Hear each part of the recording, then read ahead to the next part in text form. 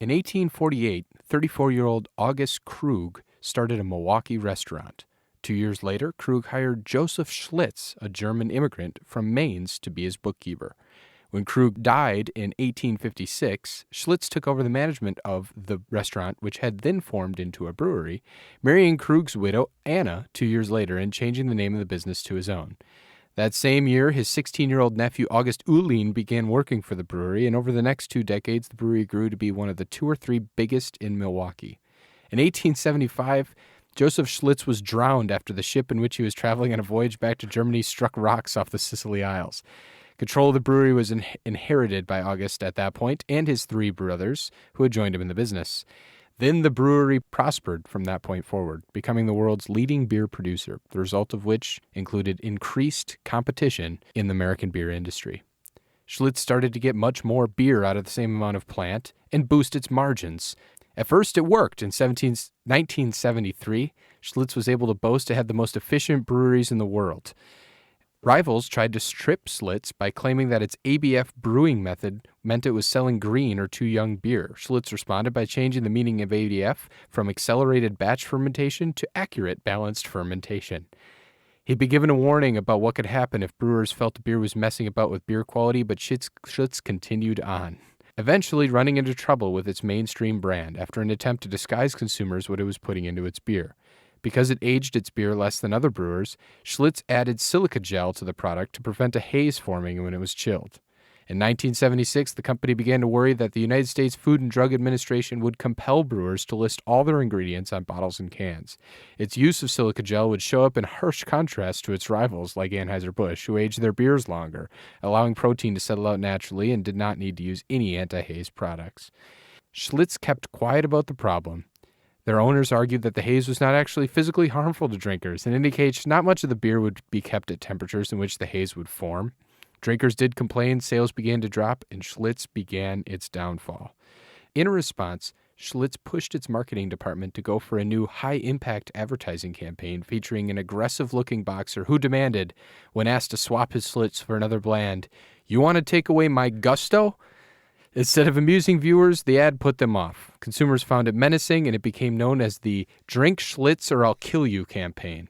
Schlitz's slide was swift and disastrous. The product's decision to reduce quality came known in business circles as the Schlitz mistake. It's been argued that the owner's response to increased competition from Anheuser-Busch and Miller, cutting costs to increase short-term profits, was a rational decision. And if there had been anything of a strategy of management decline about it, then the complete collapse in shareholder value in the late 70s and early 80s might have been avoided.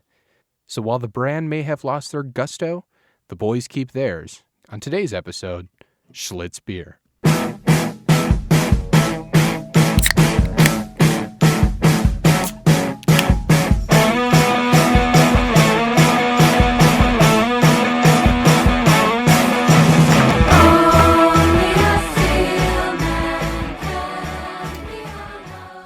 Cheers, my Joe. friend. Drink Schlitz or I'll kill you.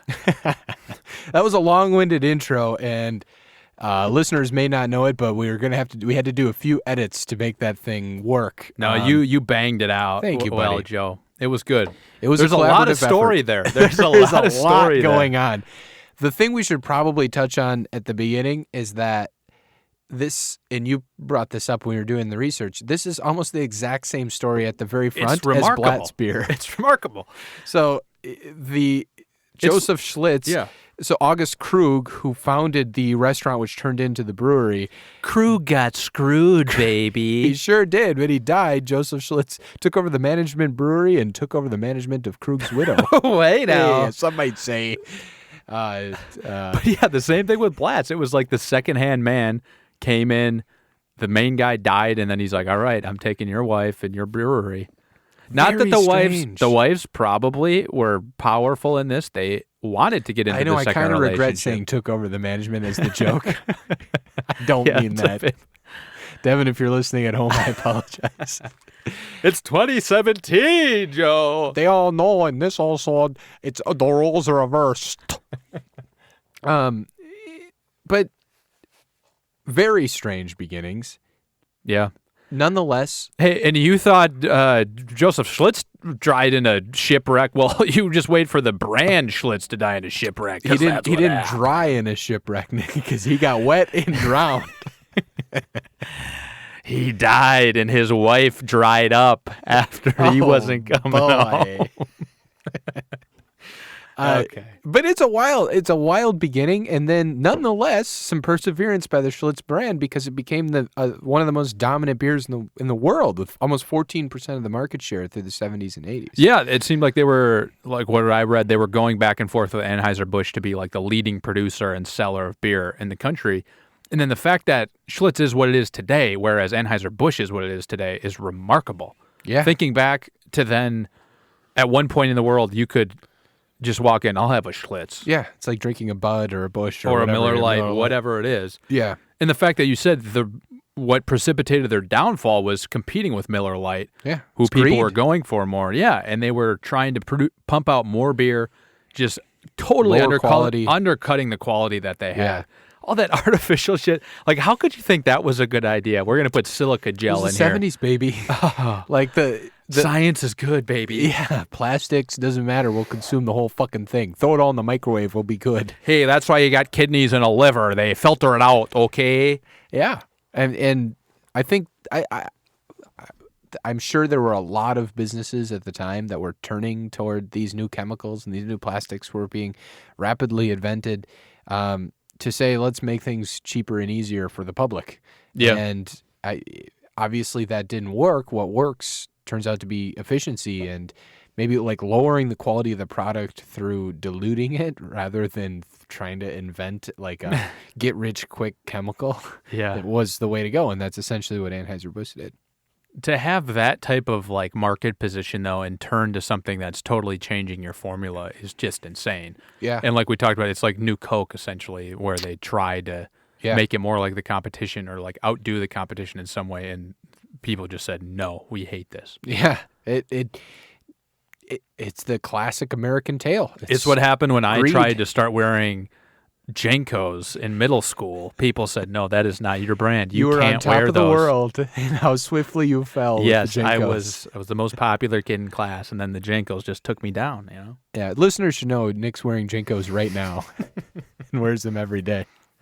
It's so much easier to take a shit because the turd's going to just roll out the bottom. Oh, you don't take them off? No. You just can stick your stand leg- on the toilet, yeah. You stand on the top of the toilet and you stick your leg in the hole and let the Jenkos do their plinko magic. I haven't bent my knees in years.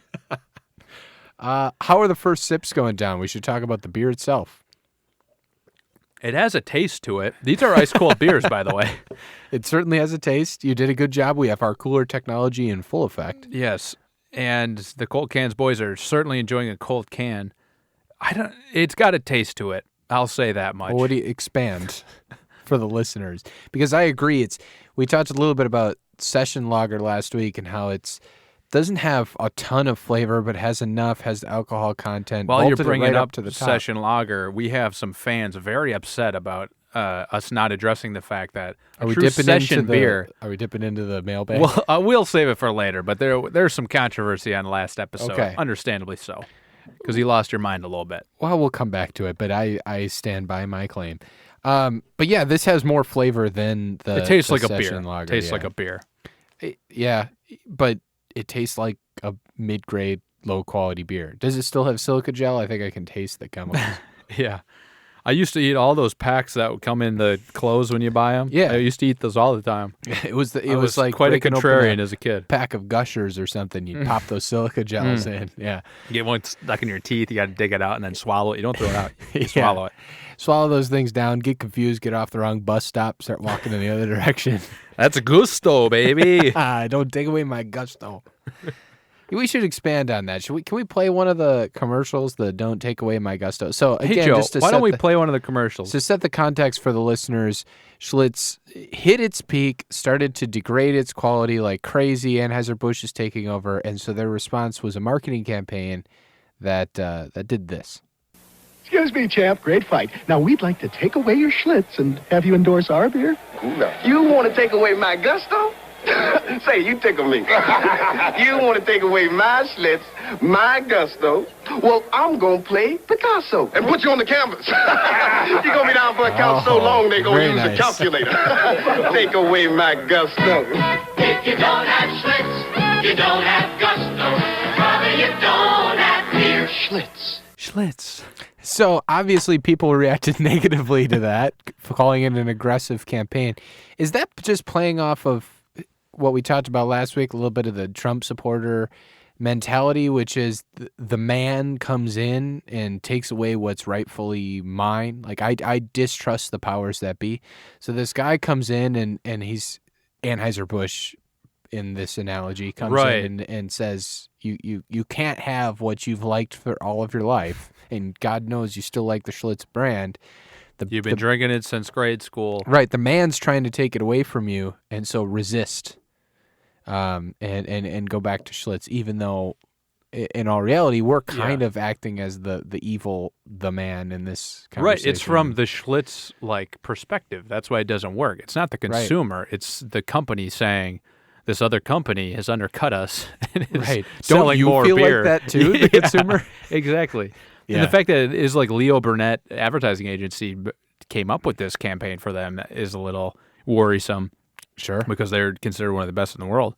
But it totally just doesn't hit home because they were trying to be edgy, but it was the wrong type of edginess. Yeah. It was I read a good line about it. It said, cut through the mess, but don't stab your consumer, which is what Schlitz did here, is stab the consumer. Yeah, they erroneously thought that that's how people felt, when in reality, people started to choose Anheuser-Busch's product because Schlitz was doing bad things. Yeah. So it didn't resonate. I also saw a line about these ads that said, rather than this bud's for you, it's this blood's for you.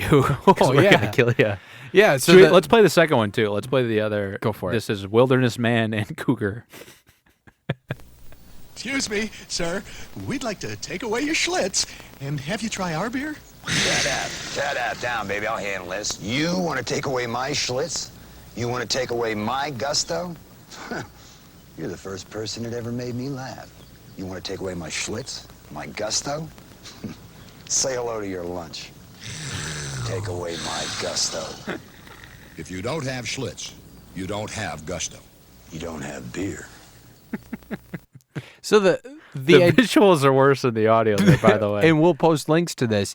But well, they buried maybe if we remember, they buried a pretty good slogan in there, which is if you don't have Schlitz, you don't have beer. Yes. But take away my gusto is something none of us identify That landed with. at the time, apparently. That wasn't the problem slogan. That was right. It's working, don't take away my gusto. Yeah. That worked for Schlitz.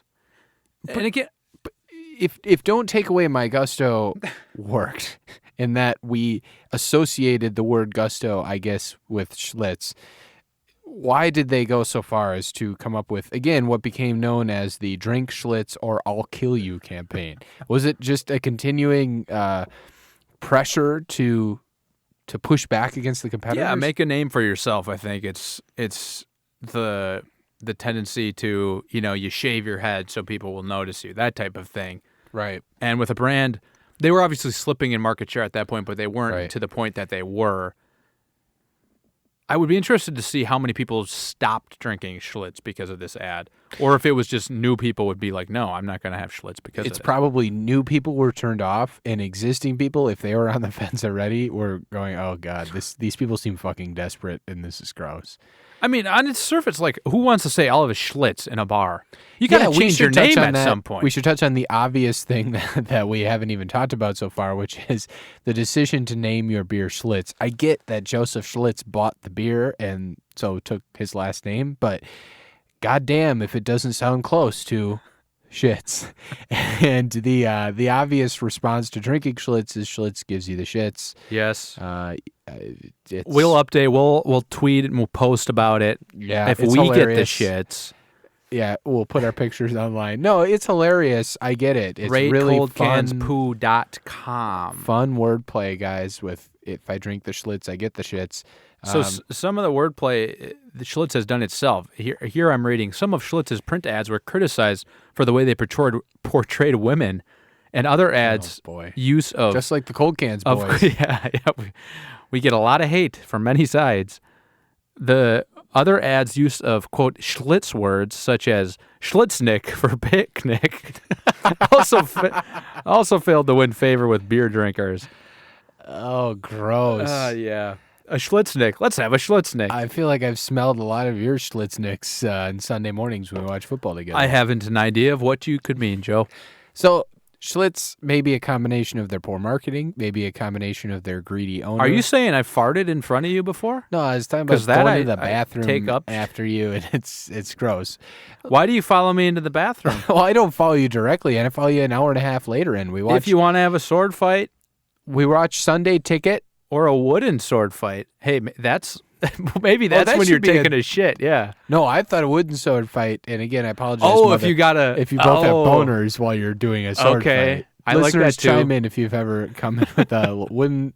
Please don't come in with a wooden sword fight. But if you're ever playing swords, what would it be if you're having a shit? Like you're trying to both shit into the same toilet. I don't know if that's why you can. Guys can walk in. This is guys' corner because hey, the Cold Cans plays. We got penises, so you're it. I think you can both go into the same bathroom and try to pee at the same time. I think it's just simply a double-decker if you're trying to both shit at the same time. Or are you saying we're going cheek to cheek? What if you go back to back? Ways, back to back, cheek to cheek. You're supporting each other, hoping that where it comes out is within the oval. Yeah, you have symmetrical assholes, so it's in the same. Maybe the best way to do it wouldn't be to go back to back on the sides. But rather somebody's fortunate enough to go back to back on the front, and then someone has to straddle the tank. Okay. They go back to back on the back, and then you both dump in at the same time. This isn't a wooden sword fight. It could be. Well, it's because it's like brown as wood. It tends to be. That's why I was thinking it was a wooden sword fight. But the sword is the tool used to do this thing. Right. In this case, it's kind of like a. So it's like a shot put. No, it's your backs hitting each other. You're pushing back with each other. It's kind of like a sumo wrestler or something. Okay. It's a sumo fight. When you sit back to back at a toilet, and you both shit. A sumo fight, but there's got to be something that refers to the backwards nature of it. Yeah, because that's inverse. It's like it's a backward sumo fight. A backward sumo. When do two people ever push their backs? Folks, if you guys could come up with when two people push their backs to each other to try to move each other off their block, tweet at us at Cold Cans Podcast. Yeah, it's like you're boxing out your buddy from the toilet, and whoever gets the most shit in the toilet wins. But you never box your buddy out back to back. No, you're unless saying one's... Oh, I see. So I thought we were in it together. You're saying it's got to be a fight in some way. You put your backs together and you're trying to bust your buddy off the block. Yeah. But the problem is if you bust your buddy off the block too soon, he's shitting on the floor. Yeah, he's got to clean that up. That's gross. Yeah. Okay. Well, listeners are smarter than us. Chime in, listeners, if you could come up with what this should be called. Getting back to Schlitz, whether it was its corporate greed, whether it was the marriage stealing, whether it was the shitty name, the Schlitzy name, or the poor marketing campaigns, it fell. And it fell off the map, and that's why none of us really know. It fell like a turd that hits the rim of a toilet. Yeah, just after it got beat by a backward sumo fight. It fell and it exploded into many pieces. And it fell hard, not loose. But nonetheless, as of a couple years ago, guess what, baby? Schlitz is back. What back, baby? Schlitz is back to back. So, yeah, back the to back. Similar brewery. Schlitz is owned by Pabst Brewing Company, of course. Elephant in the room out of the gates. Schlitz is owned by Pabst Blue Living. Hey, or I'll kill you. It's PBR, as they've done with their flagship brand. Well, no, sorry. Pabst Brewing Company, as they've done with their flagship brand PBR, is recreating the Schlitz old formula, using notes and interviews with old brewmasters to concoct the Pilsner again. So the original Pilsner has been lost. They're now recreating it. It hopes baby boomers will reach for the drink of their youth, otherwise known as, quote-unquote, the beer that made Milwaukee famous. They want to create a following among younger drinkers, yada, yada, yada. It's now a corporate brand again, where I'm sure it won't fall into the same pitfalls it fell in the first time. No, this brand is strong, Joe. Yeah, so people like Leonard Jurgensen say the beer reminds them of better days. The 67-year-old who grew up on the edge of the brewery downtown said, decades ago, it seemed like a white man could go and do anything he wanted in the city. No, he didn't That say does not say that, okay. Just kidding. Decades ago, it seemed Jesus. like everyone in the city either worked for the brewery or knew someone who did. If there was a special occasion, you drank Schlitz.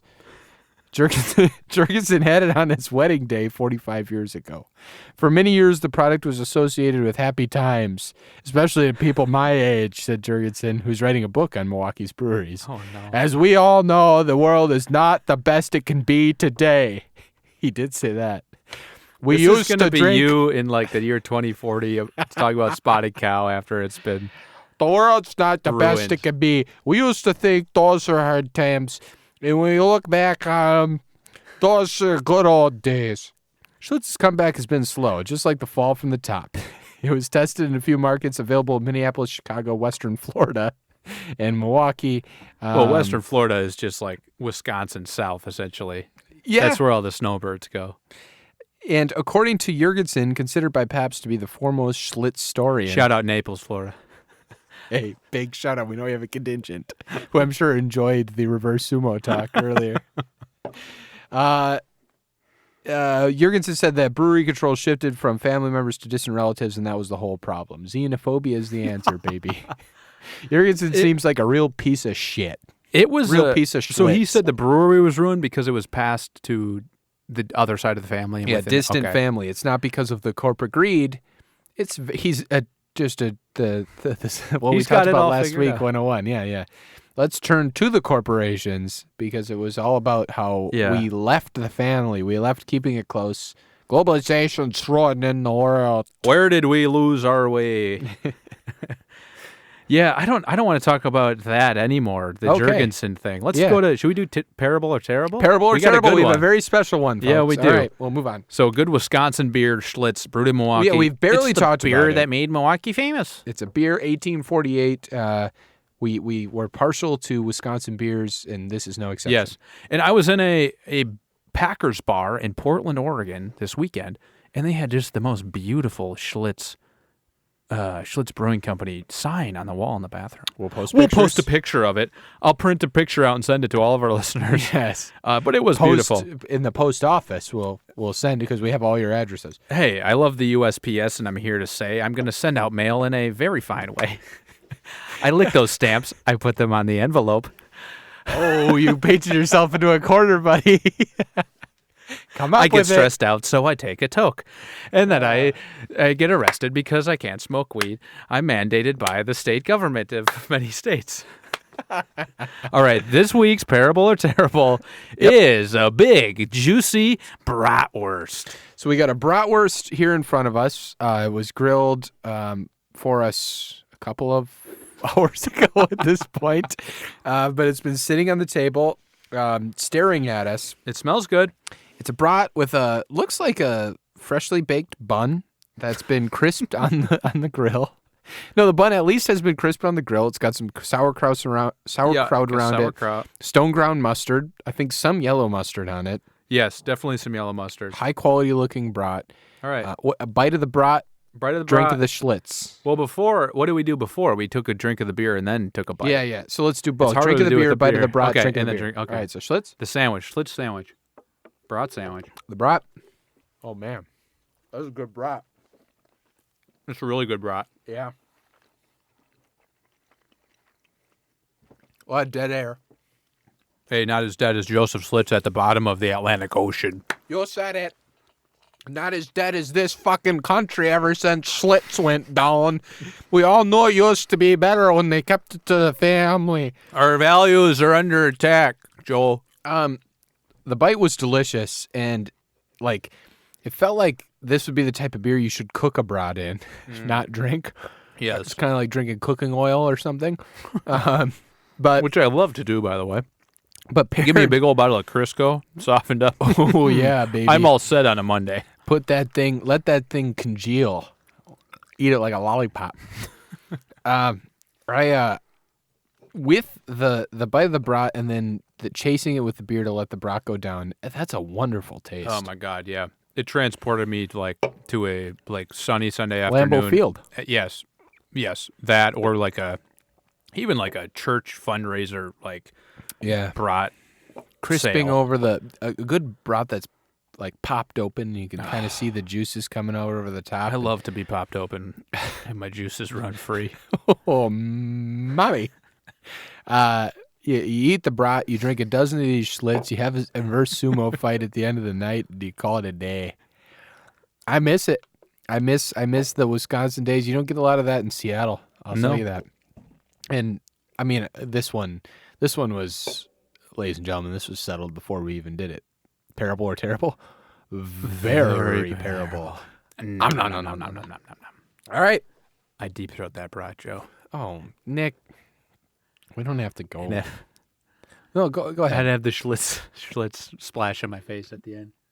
Oh, Nick. Can we go to Beer Advocate, or Let's does go. it not have his shit together still? It doesn't have its Schlitz together, I can tell you that much. Hey. But it's got a little bit of gusto. bitch. Don't take away my gusto. Tie me up and call me Gusto. I just married your wife. Hey!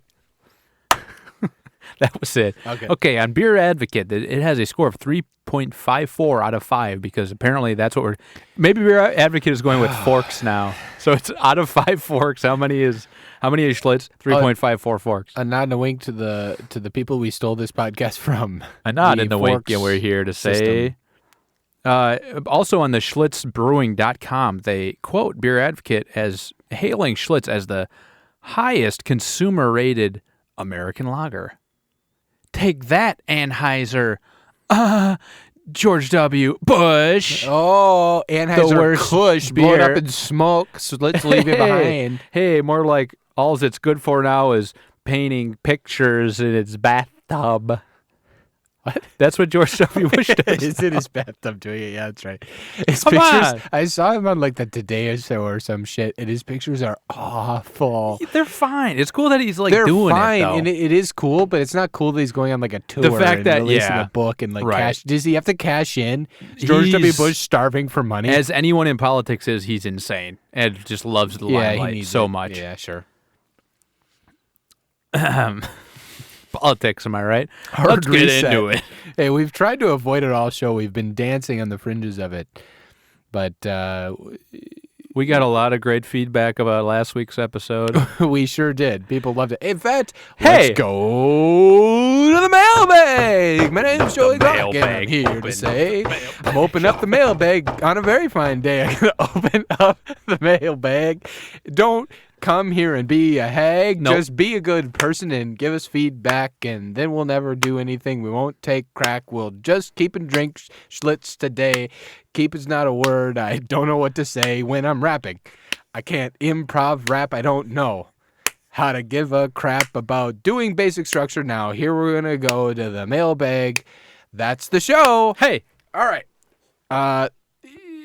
Wisconsin Corgi Association at If It's Not Baroque tweets, and this is what you alluded to at the beginning of the show. At Cold Cans Podcast. Oh boy. add tampons cold case. At Cold Cans Podcast lost my support. Did not address the quote unquote session ales less than 5% issue. Who can I trust now? No one. What is this issue, Nick? Enlighten me. So this took another bite particular of the brat, listener, didn't I you? took another I bite of didn't brat. see you do I it, but needed you did it. I needed it. This particular listener has a problem with the definition of a session beer. Okay. Because under most terminology, a session beer has to be under 5% alcohol because it has to be a beer that you can drink in large quantities, Okay. like over a day or so. Okay. And the session lager that we had was 5.1% alcohol. That was one of the reasons we liked it so much. Right. Because I get pissed up. it had without the too many allure of calories. sessionability if it's It was not a Baroque. light tasting beer with a heavy alcohol content. And that's like, we would want that more so than the reverse if it was like, Michelob Ultra or something where it's Right. ultra light and you're really not getting buzzed on it. Right. Like physically buzzed. You could feel buzzed, but you're not actually buzzed. If you get pulled over, you might actually get arrested, whereas with Michelob Ultra, you might be under the limit. Got it. We don't want that. We want the higher ABV, and that's why I get it why by most definitions a sessionable beer is not over 5%.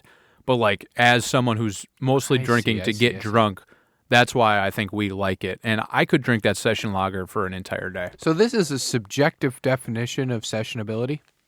Pretty much. Or is that, did we make up that definition? Or No, it's a thing. A Okay. sessionable beer is something that you can drink for long periods of time. Well, It's guess typically what? under If 5%. it's not Baroque, we reject all traditional notions of sessionability. Hey, To us, sessionability means how many can I fit in this session and not feel bloated, not feel no. sick, he's standing up and putting his one knee up. not He's got his feel hand in the air. like I'm bounded by the buffoons in the White House He's taking or his in shirt the off. Congress, not feel like the white man can't persevere. Oh, no. Anyway, Might have to edit that one out. I think it's positive feedback, but it's our I own gotta say, definition I of was sensibility. in person no, that with was this Jurgensen. user It was the listener. character Oh, that of was the Jurgensen character of that was doing Jurgensen. it. Okay, Yeah, that it is morphed Cold into Cans him. disavows. I disavow, okay? I disavow. I disavow on all sides. Can we read another piece of feedback? At Brooksmatic says on the last episode, wow, did the boys get into some bad kombucha ahead of this episode? We lost our minds a bit. I think we've kind of lost our minds, even down to the Jurgensen character I just did. I think we've been losing it a little We're bit. a little bit loopy. I think fiasco. we've drank too much. I've been drinking quite a bit, and that's a slippery slope. On the and my kombucha mind thing in is unstable. particular, Yeah. I was in Portland, Oregon this past weekend, Mhm. and I went to this kombucha speakeasy, as it was known. We went down a flight of stairs. Jesus We walk Christ. into this place. That's my fucking nightmare, what you're describing. This is a personal hell would be to walk into it. Keep going. Yeah, if you get a bad feeling in your gut going into it, you'll have the same one walking out of it. Because you walk in and there's just a line of taps and then a payment center, like an iPad with the, pay here thing. And you walk up and it says, there's no one here monitoring. You can sample whatever kombucha you'd like. Take from any of these 5 taps. And then you can purchase a 16-ounce cup for here, or you can get a bottle, fill up like a gallon jug to go. Uh-huh. Pay what you will. And then through this door is these padded seats with these low tables where you can just sit down and just chill out, chill out and have a nice booch. Get I some don't booch like in this your gut. kombucha tone you're taking. Get some booch in your gut, man. It's all mahalo. Very mahalo. So I had some of this booch, which was purported to be trillions of probiotics per cup. And Swimming up this to your new- eyeballs. Your eyeballs are this- floating in probiotics. this new brewing method that ensured better preservation of flavor and like fewer sugars needed and stuff like this. And I had a gut ache after I drank it. And I've had a lot of kombucha in my days. But this speakeasy left me feeling a little bit queasy. Easy. I knew it. And So that's all I'm saying. I did get into a little bit of Wow. bad kombucha this past weekend. So Brooks is a future seer. Maybe you he's couldn't had, think of the word. maybe he's had more kombucha than I could ever know. Yes, Grooks, a very prescient tweet of you. But did I just hear an admittance that kombucha made your gut queasy? This certain strain of that's like a I thought the whole point was gut health. that's a notch in the yes column for kombucha, because this strain in particular would give your gut like superpowers. But I'm not there yet. I'm on the 2 steps below superpowered gut health level. Oh, Jesus Christ. So if I could get there, that'd So be nice. kombucha is like this weird Scientology thing where there's levels and like you have to Yeah, get to a certain point and only certain people. You're the Tom Cruise of kombucha. We call them guttons. I got this a certain amount of guttons. I need more. All right, let's get off of kombucha. We'll do a full Thanks episode for the tweet on at that. Brooksmatic. Anybody tweeted us at Cold Cans Podcast. Let's get to Schlitz Beer's rankings from Taint to tip. Smirnoff Ice, O'Doul's, Olympia, Budweiser, Miller Lite, Miller 64, Michelob Ultra, Molson, Schaffenhofer, Hefeweizen, Grapefruit Beer, Rolling Rock, PBR, Eyinger Braueis, Palisades, Pineapple, Tecate, Heineken, Blatz, Sierra Nevada, Torpedo Extra, IPA, Rainier, Crikey, IPA, Blue Moon, Whole Garden, Kona Longboard, Deschutes, Swivelhead, Red, Old Rasputin, Rodenbach, Grand Cru, Spotted Cow, and our number one rated brew of the year, or ever, Session Premium Lager, as of last week. Those are the rankings, Nick. Flawless, Joe. Thanks, buddy. I tripped up a couple times in there, but I didn't notice at overall all. felt good. I didn't notice at all, Joe. Thanks. Where do you put Schlitz? Its rise, its downfall. We didn't really talk about the logo, but it's kind of got like this classic like Blatz-looking logo, except with red trimming around it. They got the one where it's a globe with a Schlitz belt around the globe. Yeah, they should feature that more prominently. It keeps I think. Earth's fat ass in order. Yeah. Back when I was a kid, nobody was getting fat. You cut your dog down the street, nobody give you shit. Wait, what? For being you could a white wear man. a hood all you want. Oh, okay. That's Jurgensen. Schlitz, 16-ounce cans we just drank. We both finished it. Yep. Good logo. Beer was fine. Interesting story. Pairs very well with a brat. What's your conjecture? Going off a taste, I would never drink this beer outside this context, and for that reason, I am going to rank it right around, right around Molson territory. Yeah, and also because might go lower. It's the ultimate what you don't want to do in your life thing. Like if we're taking a lesson from Schlitz of like, hey, I got a lead. What am I going to do? I'm going to piss it away. I like that a lot. Like these beers the rankings should reflect the life lessons learned. Yeah. I got so much of beer in my veins that it pretty much. This beer. Yeah. It pretty much is my life. Okay. So this, like, Schlitz was out ahead. They were like competing back and forth for the number one spot of beer production and consumption in the world. And then they just totally fell off by changing their recipe. You know what that tells us? Never listen to anyone. Only do what you think is right. No, that's a bad lesson to learn. You should have listened to reasonable voices in your life. But for Schlitz in particular, they messed with a good recipe that they had going, fucked up their whole market share, had bad ads to go along with it that further torpedoed them. And I would have this down. I'll put it under Molson because I liked Molson because of our Canadian kinship with it. I am so persuaded by your argument. I'm willing to say fuck Schlitz the whole way. My name's Joey Glock, and I'm here to say fuck Schlitz the whole way. The branding seems to copy Blatz. The goddamn story of the company copies Blatz. The beer tastes like shit. It's the illustration of corporate greed. Racist, misogynist assholes like Jurgensen, who provided the Schlitzsonian of Schlitz. He's just a Schlitzstorian is what they called him. Oh, mama. He's not really racist or misogynist. Probably a great guy. Could be a great guy. No, I want to put all those pieces of shit behind me. Yeah. I want to put all that shit behind me, including this. I want to put this beer. I want to put you behind me when we do a sumo, inverse sumo, and I'll put this beer You're underneath gonna regret me. that. Yeah, I would never do that. Beat your ass. And I want to put the whole thing behind everyone else in the rank. If the rankings were an inverse sumo, I put Schlitz right and back by the tank, straddling the tank.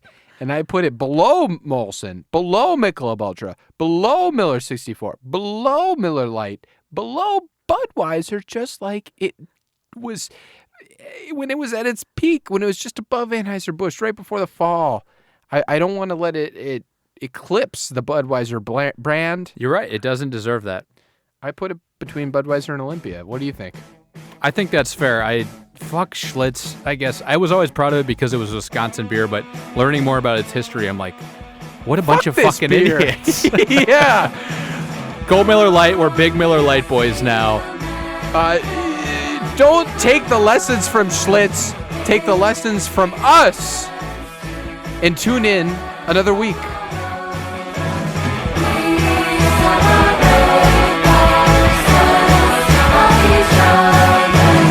We